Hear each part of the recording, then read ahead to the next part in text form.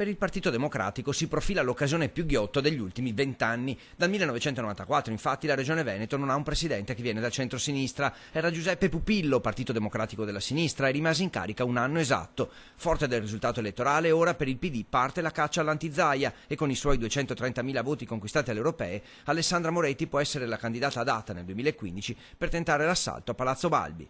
C'è già un candidato, ovvero una candidata in pectore per il centro-sinistra, ed è chi ha preso più voti alle europee. La Moretti ha preso 230.000 voti, potrebbe ripetere l'esperienza della Serracchiani.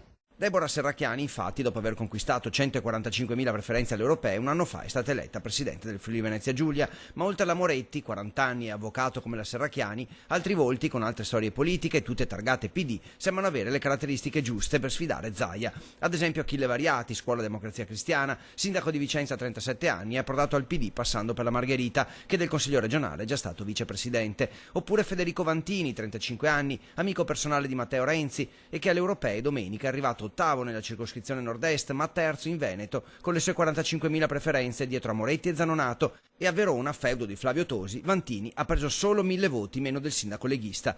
E un altro candidato naturale potrebbe essere il segretario regionale del PD, Roger De Menec, 41enne bellunese, scelto da renziani e bersaniani, capace di riunire attorno alla sua figura tutte le anime del partito. Infine, ultima ipotesi, quella che nel 2015 a presentarsi alle regionali non sia solo il PD, ma una coalizione di partiti. Tutto dipende però da come procederà il governo nella lontana Roma.